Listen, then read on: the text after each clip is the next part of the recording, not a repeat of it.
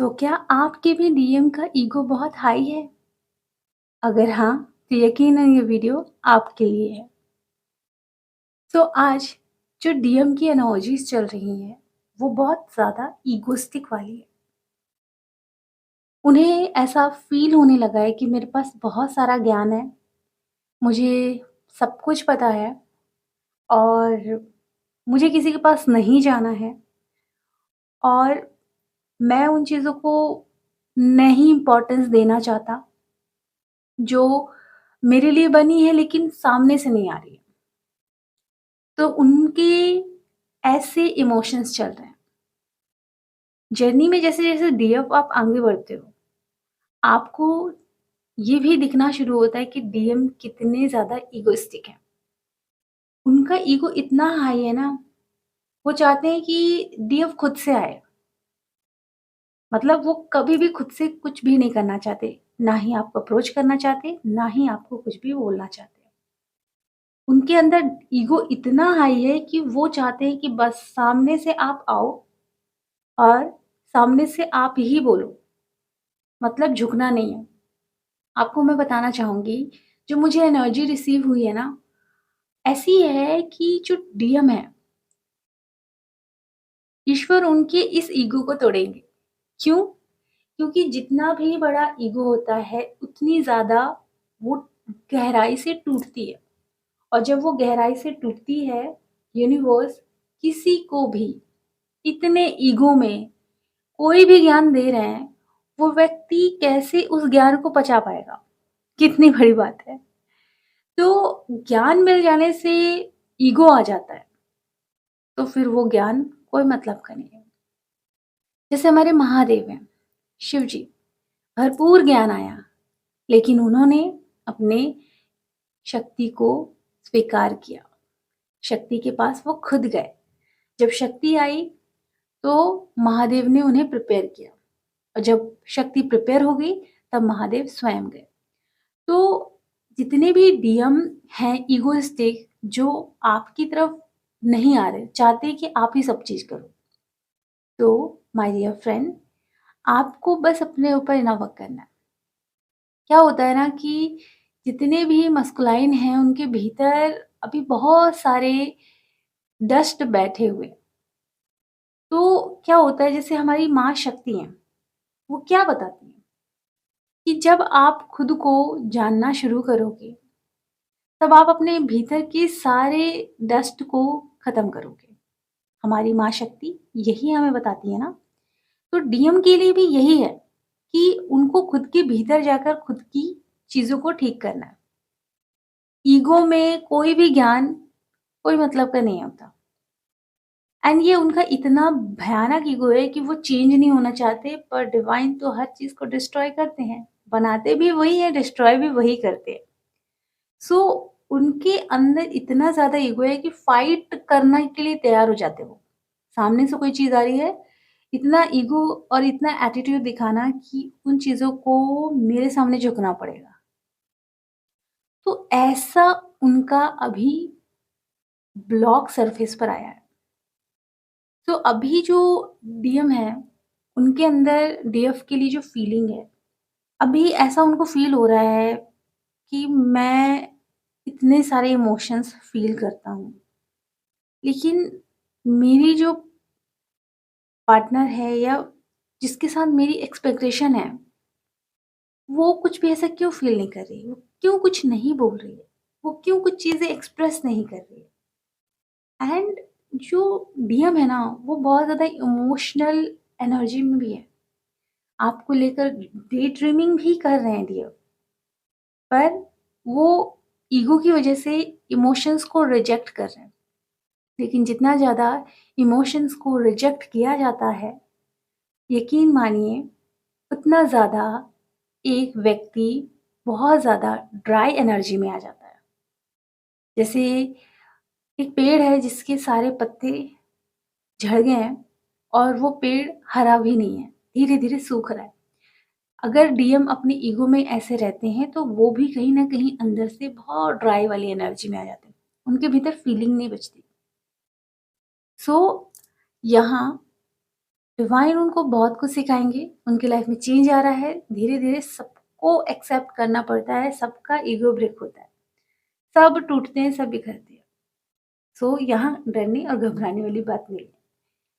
DM का ego जितना भी हाई होगा, डीएफ आप अपना प्रॉपर इनर वर्क करना, क्योंकि इनर वर्क ही आपको आगे बढ़ा सकता है। सो डीएफ हमारी बहुत प्यारी सी क्लासेस होती हैं, सेल्फ अलाइनमेंट। जब आप इसमें पूरी तरीके से अलाइन हो जाते हो, आपकी जर्नी कंप्लीट होती है और आपकी शुरू होती है एक नई यात्रा, जो आपको मोक्ष तक पहुंचाती है, जो आपको आपसे मिला देती है। ओके, सो अभी जो मुझे एनर्जीज रिसीव हो रही हैं डीएफ की, डीएफ काफ़ी ज़्यादा कंप्लीट फ़ील कर रही हैं। उनके अंदर कंप्लीट एनर्जी उन्हें फ़ील हो रही है, एंड बहुत सारे डीएफ है जिनको कंप्लीट एनर्जी फ़ील हो रही है। बहुत सारे लोगों के मैरिज के चांसेस भी नज़र आ रहे हैं, और ये भी है कि इतनी कंप्लीट एनर्जी में डीएफ हैं कि वो नॉलेज, विज़डम, इन चीज़ों की तरफ ज़्यादा फ़ोकस हो रही हैं। और उनकी लाइफ में ट्विन एंटर कर भी रहे हैं ना, तो डिवाइन की तरफ से ट्विन की दस्तक तो हो रही है, लेकिन डीएफ उनको एक्सेप्ट नहीं करना चाहते, क्योंकि डीएफ के अंदर पेन भरा है, रिजेक्शन वाला, दर्द वाला, धोखे वाला। तो जितना ज़्यादा ये पेन भरा रहता है ना, उतना ज़्यादा डीएफ अपने आप से दूर रहती है। पता है, जब तक आप ट्विन फ्लेम जर्नी का सबसे मेन कॉन्सेप्ट नहीं समझेंगे, तब तक आप इस जर्नी को कंप्लीट नहीं कर सकते।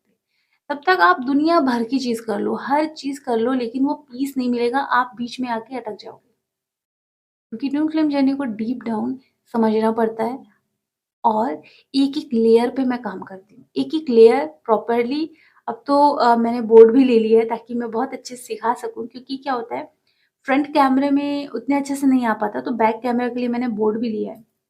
ताकि मैं आप लोगों को पूरा स्टेप बाय स्टेप लेयर कैसी होती है, क्या होता है, सारी चीज़ें सिखा सकूँ। जिससे कि आपको प्रॉब्लम ना हो और आप बहुत अच्छे से इस जर्नी को समझ सकें एंड अपनी जर्नी कंप्लीट कर लें। ओके? क्या होता है ना कि इतनी सारी चीज़ें हैं दुनिया में, इतनी सारी चीज़ें, लोग कन्फ्यूज़ हो जाते हैं। लेकिन कहना पड़ेगा ना, 15 साल का एक्सपीरियंस यूँ ही नहीं आया है। सो वो 15 साल का एक्सपीरियंस प्यारा-सा ज्ञान है, और वो जब आपको मिल जाता है ना, आपका भटकना बंद हो जाता है। सीरियसली। वेल यहाँ जो यूनिवर्स डीएफ को कहना चाहते हैं, वो ये कहना चाहते हैं कि आप अपने अंदर की बुराइयों को देखें, उसको ठीक करें, उसको हील करें। क्योंकि क्या हो रहा है ना आपके साथ, आप अपने अंदर की डार्कनेस से दूर भाग रहे हो, देख नहीं रहे हो। आप खुद के अंदर के डार्कनेस से डरते हो, उसको ठीक करना ज़रूरी है। तभी आपके जीवन में ब्रह्म ज्ञान आएगा। तो आपको डिवाइन प्रिपेयर कर रहे हैं, आप प्रिपेयर ही नहीं हो रहे हो। आपको लग रहा है नहीं, नहीं, नहीं, मैं तो खुद से ये चीज़ें कर लूँगी, ये कर लूँगी, ऐसा हो जाएगा, वैसा हो जाएगा, हो गया, अच्छी बातें करिए। अगर आप ऐसा सोच रहे हैं तो आप 10 साल, 20 साल भटकते रहिए। सिंपल सी जर्नी है, सब कुछ ठीक हो जाता है। फ़र्क बस इतना होता है कि आपके क्या ब्लॉकेज हैं, मुझे वो जानना होता है, और फाइनली सारी चीज़ों को आपको क्लियर कर देना होता है। आप लोगों को बस इतना मैं कहना चाहूँगी कि जर्नी को ना सीरियसली ले लो, क्योंकि जब डिवाइन टेस्ट लेने पे आते हैं ना, वॉट लग जाती है, सच में। आपको सिर्फ़ अपने आप को नहीं बदलना है, आपको अपने परिवार का डीएनए हील करना है, आपको अपने ट्विन फ्लेम के डीएनए पैटर्न को हील करना है, और वहाँ के जो भी एंसेस्टर चीज़ें हैं, उनको भी हील करना है, एंड आपको सोसाइटी को भी हील करना है। और आप बोलेंगी, इतना सब करना है, हमें ही करना है, मेडिटेशन करना है। अरे भाई, ऐसा कुछ नहीं है। आप खुद को ठीक करते जाओगे ना, अपने आप चीज़ें ठीक होती जाएँगी। आप ये बिल्कुल भी भ्रम में मत रहना कि 4 दिन इनर वर्क करती हूँ और यूनियन हो जाएगा, ऐसा नहीं है। जितना ज़्यादा डीप कोर ब्लॉक होगा आपकी डीएनए में, आपकी लाइफ में, वो सब हील होगा। और ट्विन की लाइफ में जो भी पैटर्न होगा, उनकी फैमिली, उनके सिस्टर के जो भी पैटर्न होंगे, वो सब आपको ब्रेक करने हैं। और यहाँ तक कि आपको सोसाइटी को भी चेंज करना है। तो ऐसा नहीं समझिए कि आप कोई ईज़ी काम कर रहे हैं, आप बहुत मेहनत वाला काम कर रहे हैं। तो आप अपनी जर्नी को सीरियस लेंगे तभी पॉसिबल। एक क्वेश्चन आया था कि जो डीएम है वो बहुत ज़्यादा साइलेंट क्यों रहते हैं? तो साइलेंट रहने की वजह भी डीएफ आप है। अगर आपको वो ब्लॉक दिख रहा है, तो आपको अपने उस ब्लॉक को प्रॉपरली हील करना पड़ेगा, ओके? एंड एक और क्वेश्चन आया था कि वास्तुशास्त्र क्या सही है? सो वास्तुशास्त्र बिल्कुल सही होता है। मैं वास्तुशास्त्र की कंसल्टेंट हूँ और आप लोगों को बताना चाहूँगी कि चीज़ें क्या होती है कि सही डायरेक्शन में चीज़ें अगर नहीं बनी होती, तो कुछ ऐसी चीज़ें, ऐसी रेमेडी करनी पड़ती है कि चीज़ें ठीक हो जाएँ। क्योंकि बहुत लोगों के घर जो होते हैं गलत डायरेक्शन में बन जाते हैं और ऐसे डायरेक्शन बन जाते हैं जहाँ राहु ज़्यादा एक्टिव हो जाता है। उन सबको बैलेंस करना पड़ता है और ठीक हो जाता है। अब एक और चीज़, आप अपने आप में कंप्लीट हो जाते हो तो आपको इन चीज़ों का ज़्यादा इफ़ेक्ट नहीं पड़ता। बट जैसे-जैसे आप कंप्लीट होते हो ना, तो आपका घर का एनवायरनमेंट या फिर आप जिस जगह रहते हो, वहाँ से आपकी शिफ्टिंग हो जाती है। क्यों होता है? क्योंकि जब आपके सारे ग्रह, सारी चीज़ें अच्छी होती है, तो आप एक हेवन हाउस के अंदर एंटर करते हो। वो हाउस बहुत पॉज़िटिव होता है। अगर आप वहाँ एंटर नहीं कर पा रहे, तो आपकी लाइफ़ में रेमेडी होती है, रेमेडी से सारी चीज़ें ठीक हो जाती हैं। ओके? तो ये चीज़ें होती हैं। एंड जो आचार्य प्रशांत सर जी हैं, वो और सद्गुरु जी, देखिए सबकी अपनी-अपनी पर्सनैलिटी है। जैसे फॉर एग्ज़ाम्पल अ, बहुत लोगों को बोलते हुए आप लोगों ने सुना होगा कि घर में बहुत सारी तस्वीरें नहीं रखनी चाहिए, है ना?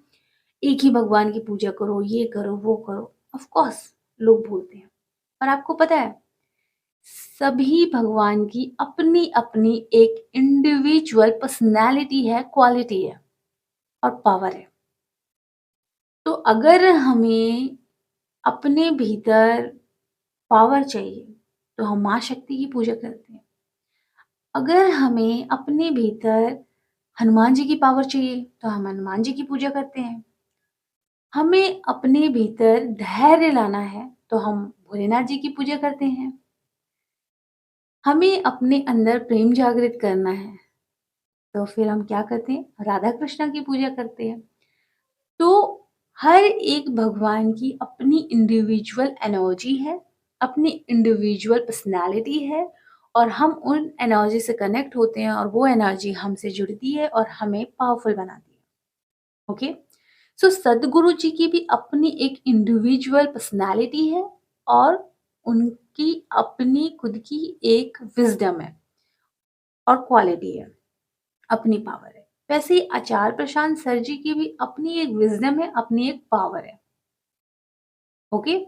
अगर मैं बात करूँगी प्रेमानंद महाराज जी की, तो उनकी अपनी एक विज़डम है, अपनी एक पावर है और क्वालिटी है। तो इन तीनों में अपनी-अपनी एक पावर है, अपनी क्वालिटी है, कोई कम नहीं है, कोई छोटा नहीं है, सब अपनी-अपनी एनर्जी में, अपनी-अपनी क्वालिटी में टॉप लेवल पे है। ओके? लेकिन अब बात आती है हम फॉलो किसे करें? देखिए, बात ऐसी है कि हर कोई स्पिरिचुअल जर्नी में तो नहीं होता। तो जब हर कोई स्पिरिचुअल जर्नी में नहीं होता, तो उनके घर बनते भी हैं तो रॉन्ग डायरेक्शन में या उन्हें घर मिलता है तो रॉन्ग डायरेक्शन में। अब क्या करना है? आप स्पिरिचुअल अवेकनिंग जर्नी में आए हो, एकदम से तो अवेकनिंग नहीं हुई है। आपको तो बहुत कुछ सीखना पड़ेगा, अभी तो आप जर्नी में हो। तो इस केस में क्या होता है कि इस केस में आप फॉलो कर सकते हैं सद्गुरु जी को और प्रेमानंद महाराज जी को। तो अब ग्रहों को कैसे बैलेंस कर तो अब आप ग्रहों के तो अब आप ग्रहों को कैसे बैलेंस करोगे? तो जो अवेयर नहीं है, उनके भी प्लैनेट है ना आपकी फैमिली मेंबर में, तो उनके प्लैनेट भी बैलेंस में रहें, इसके लिए आप क्या करोगे? वास्तुशास्त्र यूज़ कर सकते हो, एस्ट्रोलॉजी यूज़ कर सकते हो, ओके? और गाइडेंस चाहिए तो आप रीडिंग ले सकते हो। तो जिनके प्लैनेट उतने एक्टिव नहीं हैं, तो आप क्या कर सकते हो? यही चीज़ें कर सकते हो ना, जिससे कि प्लैनेट एक्टिव रहे, बैलेंस में रहे। अब हर कोई अपने ऊपर तो काम नहीं करेगा, जिनकी अवेकनिंग होगी वही करेगा। एंड जिनकी अवेकनिंग हो चुकी है या चल रही है, जो इन चीज़ों को इतना इम्पोर्टेंस नहीं देते, वो आचार्य प्रशांत सर को फॉलो कर लें। सिंपल सी बात है। तो आप लोगों को ये समझना पड़ेगा कि वास्तुशास्त्र है तो अपनी इंडिविजुअल उसकी ऊर्जा है। जैसे मैथ की अपनी ऊर्जा है और इंग्लिश की अपनी ऊर्जा है और हिंदी की अपनी ऊर्जा है, ओके? पर इसका मतलब ये नहीं है कि स्टूडेंट सिर्फ़ इंग्लिश पढ़ता है, उसे हिंदी भी पढ़नी पड़ती है और मैथ भी पढ़ना पड़ता है। अंडरस्टैंड? तो आप लोग अगर अपने ऊपर काम करते हो, अपनी हीलिंग करते हो, तो डिवाइन आपको प्रिपेयर करते हैं, स्ट्रॉन्ग करते हैं, आपको बहुत कुछ सिखाते हैं। क्यों? क्योंकि आप पावरफुल बन रहे हो इसलिए आपके अंदर पर्सनैलिटी, क्वालिटी, पावर डेवलप की जा रही है। लेकिन वहीं अगर एक नॉर्मल इंसान है और उसे स्पिरिचुअलिटी समझ में नहीं आ रही है, उसकी अवेकनिंग टाइम नहीं आई इसलिए समझ में नहीं आ रही, तो उसके लिए क्या सही होगा? उसके लिए एस्ट्रोलॉजी सही होगा, उसके लिए सही होगा वास्तुशास्त्र सही होगा जिससे कि घर का एनवायरनमेंट अच्छा रहे, मनी आए, चीज़ें अच्छी हो, पॉजिटिव फीलिंग हो, तो वो नॉर्मल इंसान इन चीज़ों को फॉलो कर सकता है, ओके? और आप अवेकनिंग जर्नी में हो लेकिन आपकी फैमिली तो नहीं है ना अवेकनिंग जर्नी में। आपकी फैमिली भी अपने ऊपर काम कर रही है, चीज़ें कर रही है जैसे आप कर रहे हो, तो फिर कोई दिक्कत नहीं है। आपको फिर घर भी एक पॉज़िटिव माहौल वाला मिलेगा। परंतु आप अवेकनिंग जर्नी में हो लेकिन बाकी घरवाले नहीं हैं, तो उनकी वजह से क्या होगा कि आपको घर वैसा मिलेगा जहाँ वास्तु सही नहीं है और जहाँ वास्तु सही नहीं होता, वैसा घर आपको मिल गया। तो अब वास्तु सही नहीं है तो क्या किया जाए? तो अब प्लैनेट को एक्टिवेट किया जाता है। जी हाँ, तो रेमेडी से प्लैनेट एक्टिवेट होते हैं, रेमेडी से जो भी राहु के प्रॉब्लम है और जितने भी प्रॉब्लम होते हैं वो हील होते हैं और सब कुछ अच्छा हो जाता है। ओके? सो बहुत गहरी बात में ये चीज़ें मैंने बता दी हैं। आई होप कि आप लोगों को समझ में आया हो। जितनी भी एनर्जीज़ थी मुझे इस समय यही रिसीव हुई हैं और जितनी भी डियाफ़ हैं हो सकता है आपकी कमर में, आपके सर में काफ़ी पेन हो, हाथों में काफ़ी ज़्यादा पेन हो सकता है एंड आप बहुत ज़्यादा टेंशन ले सकते हो क्योंकि टेंशन आपके अंदर दिख रहा है। आपके हार्ट बीट तेज़ हो सकती है किसी टेंशन की वज़ह से, आपको काफ़ी ज़्यादा सैड-सैड फ़ील हो सकता है, अचानक से रोना आ सकता है, एक्साइटमेंट भी हो सकती है। और डीएम को जो फ़ील हो रहा है सबसे ज़्यादा ना, उनको उनके कमर में पेन हो रहा है, उनकी राइट साइड के हैंड में काफ़ी ज़्यादा पेन हो रहा है और पैरों में पेन हो रहा है उनको। और टेंशन उन्होंने भी लिया है, उस टेंशन की वज़ह से उनके सर में भी पेन हो रहा है। और उनको ना बहुत ज़्यादा खरास आ रही है क्योंकि उनका थ्रॉट चक्र एकदम ब्लॉक सा है। वो ओपन होने में टाइम लग रहा है। ओके? सभी को बहुत सारी ब्लेसिंग। अगर आपको वीडियो अच्छा लगा हो तो ज़रूर कमेंट करें, हर हर महादेव लिखें, जय श्री राम लिखें एंड चैनल को सब्सक्राइब करें, वीडियो को लाइक करें। Thank you.